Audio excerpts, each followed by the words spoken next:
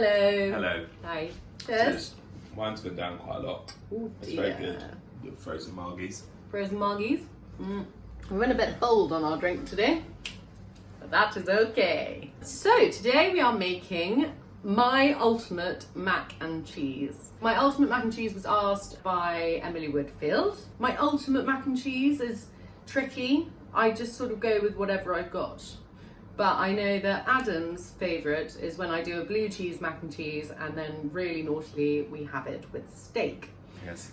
We're going to do a sort of version of that. We're going to put a little bit of smoked bacon that I've got left over in it, and we're going to put some blue cheese in it. We're going to make crispy top. So let's go through ingredients first. So you're obviously going to need some macaroni.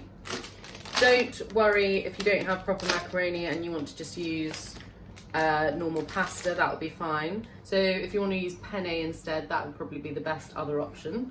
Then we need some butter, flour and milk for our bechamel, and I've also got some mustard. We've got our cheeses, so we've just got a simple blue Stilton here, grated mild cheddar. Then we've got our bacon to go in, a little bit of leek that again I had left over in the bottom of the fridge, and a little bit of, this is spring green, so I'm just going to shred that up, get a bit of veg into it. We might also either serve with peas or you can put peas in it. That's always yummy. And then I've just got a little bit of thyme just to flavour up our sauce a bit more. And that's it. Breadcrumbs. Breadcrumbs. Well done, Bubble. Breadcrumbs. So crispy top. I'm going to mix a few of the breadcrumbs with some of the grated cheddar. Obviously, macaroni cheese is such a versatile thing. You can put parmesan in it. You can put any odds and end cheeses that you've got going on in the fridge, you know, anything, just get it in there. The only thing I would suggest is don't start putting things like mozzarella in. It doesn't melt into the right consistency. Feta, again, also might not work. So cheddars, parmesans, blue cheeses, brie does actually work, weirdly. That's sort of it. And then crispy top, we've got panko breadcrumbs. If you don't have that, I was saying to someone yesterday about macaroni cheese that you can cube up old bread or tear it up and just dot that all over the top, and it'll give exactly the same. And it'll be really nice. You probably like that more, didn't you? I did. Well, you've done it once before. Yeah. We did a garlic bread. Did we do a garlic bread? Yeah, it was really nice. Anyway. So, first things first is we're going to prepare our bacon. We're just going to chop it into lardon-esque pieces. So again, if you want to use lardons, do. If you want to put ham in through it, or ham hock, or even chicken bits, that would be nice. Basically, it's one of those classics, isn't it, Bill? Well, it is. You can just put anything in it, but it's only good putting extra stuff in it if you get the actual mac sort of sauce. Yeah. Right. Exactly. So bacon. This is what we're going to cook in today. So I'm just going to put it in the bottom, and I'm just going to sort of break it up a bit, try and, you know, they all stick together, but that's fine. I'm going to now put this just on a low heat, and it'll just start to let the fat out, and then it'll get crispy, and that's what we want. So I've just put that on a low to medium heat with about a tablespoon of vegetable oil in, and we're just going to let the fat sort of melt out, and then it'll get crispy. We'll give it a stir in a little bit, and I've also just popped a medium-sized pan on a high heat with some water and lots of salt. That's for our pasta. So we're just going to prep our veg. Now there are different ways that you can do your veg. You can throw them in with your bacon and saute if you're doing leeks and cabbage like we are. But I think what we're going to do today, just because I want to keep the sort of fresh flavour and not let everything be, you know, fried basically. So I'm actually going to add the leeks and the cabbage into the pasta once we get to that point.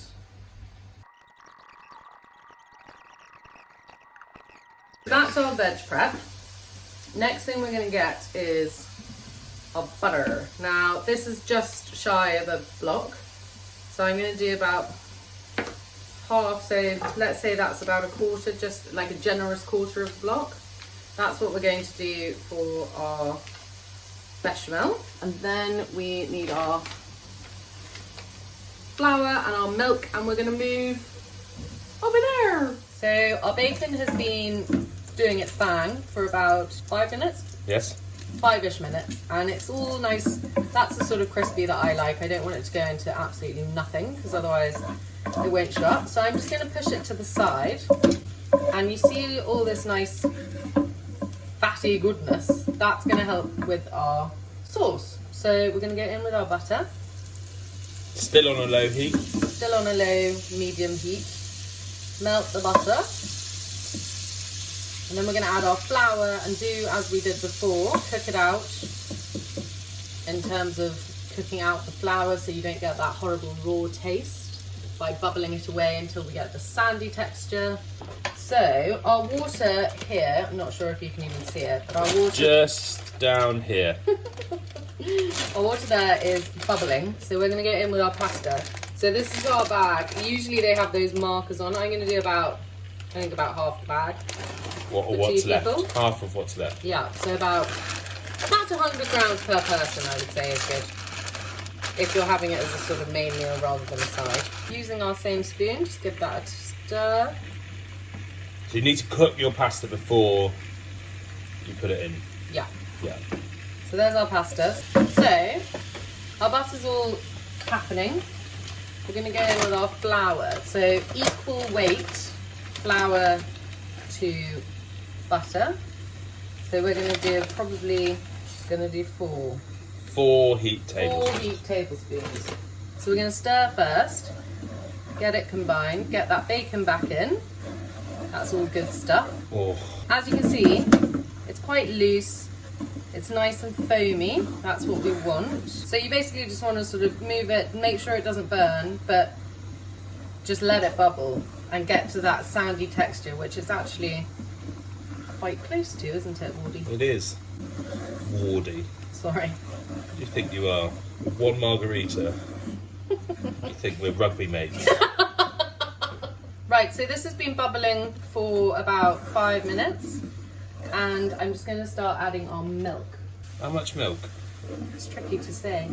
Well, Let me tell you at the end. Can I tell you at the end? yeah. So we've added a bit then. We're going to add another glug. And what are you looking for here?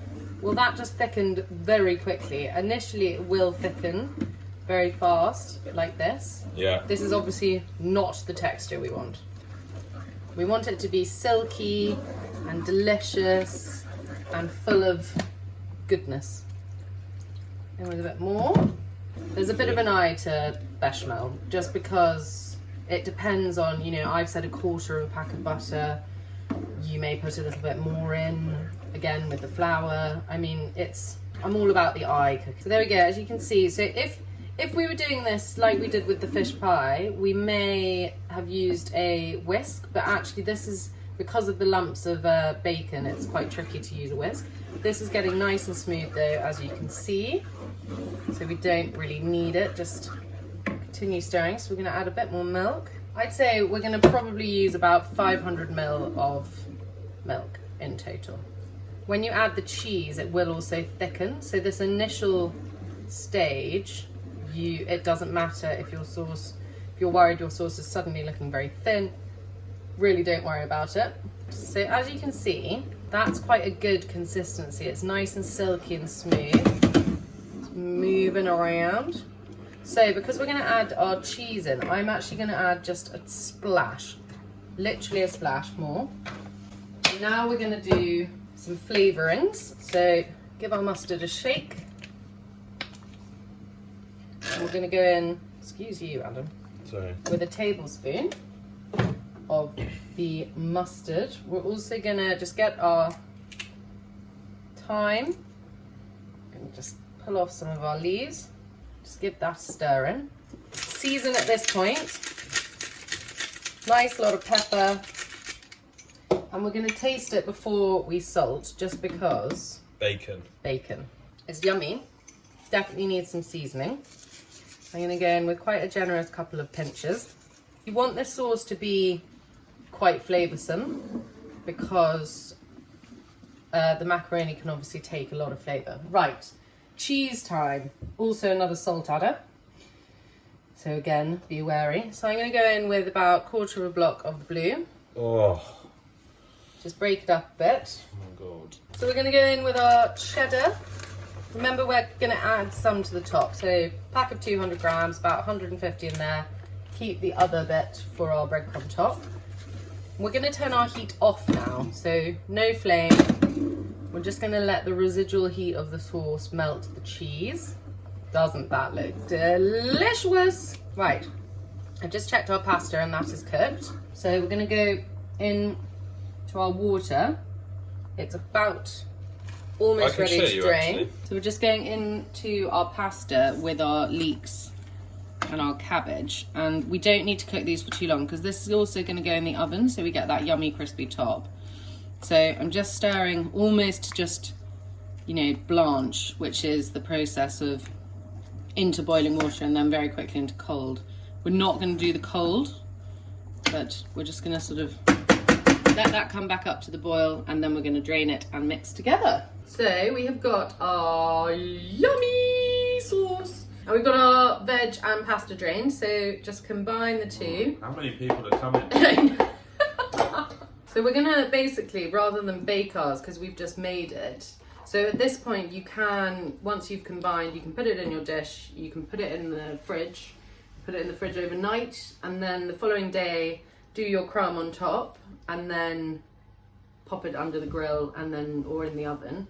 As we've just done ours, we're actually just going to stick it under the grill. So we're going to leave ours in there, actually. We're going to do our cheese. So a little bit of extra cheese on tip. Oh. This would also be delicious if I didn't live with Adam, with some truffle oil right at the end. But he doesn't really like truffle. That's another delicious one. Put mushrooms and truffle oil and deliciousness in this. That would be great. So just a generous couple of handfuls of your crumb. Get it right up to the edge. You want that to go really yummy and bubbly. Into the grill we go. So as you can see, we are crispy top. I'm just going to lift it up so you can see the goo underneath. Look at that. So there we go. We're going to eat ours. Enjoy. There you go, Emily Woodfield. And everyone, hope you make it, and I hope it's as delicious as ours. Enjoy.